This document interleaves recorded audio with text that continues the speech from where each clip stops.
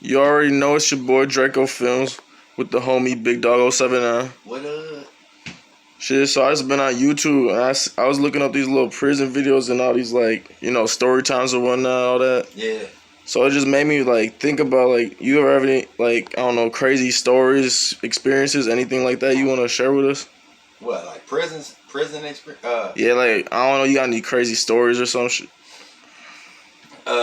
Man, I remember, alright, so I was in Menard Correctional Center, and, at this time, it was like 2000 or something. I don't remember the exact year, right? But, everybody that was on death row, they had, like, their own cell. Like, they wasn't putting people in the cell with, guys that was on death row. You know what I'm saying? They was just, like, doing their time until, like, the end or whatever, or they beat their case or whatever to get off death row. But then we had a governor, Blagojevich. We had Rob Blagojevich was the governor of Illinois at the time. So he just came and restructured the way everything went. And he felt like ain't nobody supposed to be in a cell by themselves and all that. So my neighbor, he was on death row, you know what I'm saying? And they put a dude in the cell with him. They put a little, like, 17-year-old dude in the cell with this guy. And old boy had like 3 natural eyes and shit, you know. So he trying to tell him, like, man, don't give me no cellmate. Like, I ain't taking no cellmates. And they told him, like, you ain't got no choice. So, like, I used to rotate with dude and shit. I used to talk to him and shit, right? So, I knew he was pissed off about it, like, that they gave him a cellie. And I had a cellie, you know what I mean? So I can't say nothing, you know.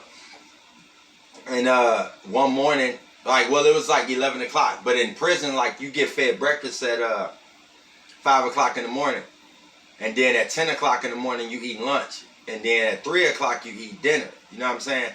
So it was like 10 o'clock in the morning, but they bringing lunch. And I heard, like, crazy ass sound like somebody was choking. And then I looked down and I told my cellmate, like, hey, man, I think he over there killing his cellie, you know. And he's like, why you say that? And I was like, listen. And then, like, we're hearing it, but, like, the police came because they's passing out lunch trays. So, like, the police ain't say nothing. You feel me? It ain't my job to say nothing. I ain't finna say nothing because, like, I don't know what's going on in nobody else's room or no shit like that. So, like, I just kept my mouth shut, you know. And then that was on a Friday. So, Friday, Saturday, Sunday, Monday morning. So he had been in there with, like, so Monday morning, he tell the police, like, man, look, I need y'all to get dude up out of here. And they like, for what? And he like, man, he dead. You know what I'm saying? So the police like, what? And he's like, he dead. So they tell him to step out the way and shit, right? So so they see that dude, they telling dude to get up, like, move. But dude ain't moving in there. So they calling all these codes on the walkie-talkie and all that. So it had turned out that he had killed his cellie Friday, right? And stayed in the room with the dead body Friday, Saturday, Sunday, Monday morning. You know what I mean? He was in there with the dead body the whole time. And I synced it up in the news, like, because he had ended up going back to court for all that and all that shit, right? So I synced it up on the news and shit that he had did to the, crazy stuff, right? You know what I mean?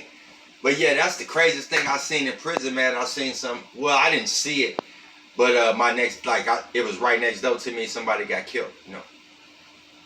But I had seen, like, I was in prison for, like, 2 days, and I seen, like some stabbings happen. Like, these dudes had got into it and stabbed each other up. Like, I had just been in prison for 2 days. I was 17. I seen that. Like, I had sex with the teacher in prison. You know what I'm saying? Oh, word, how'd that go? How you play that about? What's up with that? I was in, at first, when I first got to prison, like, I was, doing any, like, regular, like, stuff that people do in prison, like goofy shit, you know? But then, it was a situation that happened where, like, I just had looked at everything different, you know what I mean?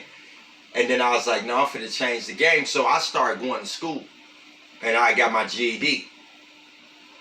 And then the principal was cool with me. Like he was cool with me. So he had told me to write a speech for graduation because I was finna get my GED. So I had wrote a little speech, and we had like a little graduation thing in prison, right? And the chick was just looking at me the whole time I was doing the speech. And when I was done, it was like a little lunch thing, like they had like a little setup, like a little fake graduation thing. And then she's like, you ever thought about working as a teacher's aide? And I was like, no, like I'm finna go to college, because I was finna enroll in the college, and just try to get my education and shit. So she like, you ever thought about being a teacher's aide? And I was like, no. And she's like, well, I think you'll be a really good teacher's aide. So I was like, all right, I'll take the job, you know. So now I'm going to college at night, and then I wake up in the morning and I go to school and work as a teacher's aide. So my day in jail is filled up with some positivity, you know what I'm saying? I ain't just sitting around plotting and scamming and scheming and shit like I'm doing something. And then, like, I don't know, I just kind of like knew that it was deeper than that. Like, it was deeper than just like she wanted me to be a teacher's aide or whatever, right? And like one day she came to work and she had told me she was thinking about me last night. And then, so like in my mind, I'm like, you wasn't working last night. You was working yesterday morning. Last night you was at home. You feel me? So that means to me you was thinking about me at home. Like with your dude in the crib. Like with like dude, because she's married, right? And it just kind of like took off from there. I wrote her a letter. And then she responded. And then like I just told her like, man, look, I ain't trying to be having no friends like that. Like no boundaries on our friendship. Like anything got to be good if we friends, you know. Because she was saying, oh, we ain't going to be on shit. And I'm like, yeah, all right. So next thing you know, boom, that happened. You know what I'm saying? But then we got bumped off because she was acting too crazy. Like, I'm trying to be on some chill, but she too crazy watching me and all that. So the other teachers had synced it and they reported it. And then I got jammed up. So they locked me up. That's how I ended up in solitary confinement. So, like, I guess we talking about solitary confinement now, right? So boom, that's how I ended up in solitary confinement. They gave me a year in the hole for having sex with the teacher. But then they had tried to get her to be on some like bogus, like bogushness with me. But she stood up for me and protected me from that. Like I ain't gonna even say what it was, but they tried to get her to throw me under the bus. You know what I'm saying? So she protected me, and they put me in the hole. But now they on my bumper now, cause like I done crossed the line. Like, they feeling like you crossed the line because you had sex with a teacher. Like, you know what I mean? I'm looking at it like I'm a man. So, it's just a woman to me. Like, I don't work with her, so she ain't my teacher. Like, she ain't, you know what I mean? It's just a woman. Like, if I'm in Walmart, I don't care if you a judge. I don't know you no judge. I just know you a woman. So, I'm trying to holler with her. You know what I mean? And then, so now they call themselves trying to treat me bad while I'm in the hole. And I started out with 1 year. I only had 1 year to do in the hole, bro. And my grandma had sent me a chain, like, dude, on Friday. My grandma bought me that chain. Like, my grandma literally bought me that chain. And they broke it. Like, they broke the chain, man. So I had told the CO, like, man, when I get out the hole, I'm beating your ass. You know what I'm saying? So, but I had to do a whole year. So I guess he thought I was capping. But I was marking the days on my calendar every day. You know what I'm saying? So when I got out the hole, I, goddamn it, did that. Boom. Now I'm going to court. Got more time in the hole. And next thing you know, I got like 14 years of solitary confinement time to do. You know what I'm saying? Now the law say they don't supposed to have nobody in solitary confinement for more than 90 days. Because it's considered cruel and unusual punishment. You know what I'm saying? But I was in solitary confinement from 2002 into 2016 when they let me come home. You know what I'm saying? So yeah, that was that. That was like seeing hearing dude get killed was the craziest thing.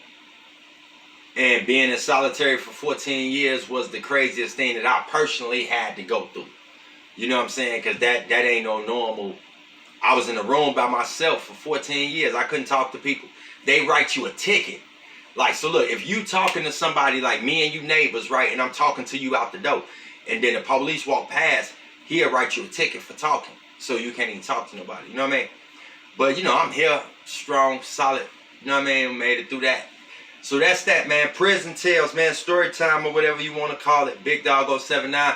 Make sure you like, comment, and subscribe. If you've been to prison, you got a story, get in the comments, let us know. You know what I'm saying? You got some other topics you want to know about, you want to talk about something, hit me up in the comments, man. We're going to get right on it. I appreciate you, man. And we up out of here. Peace.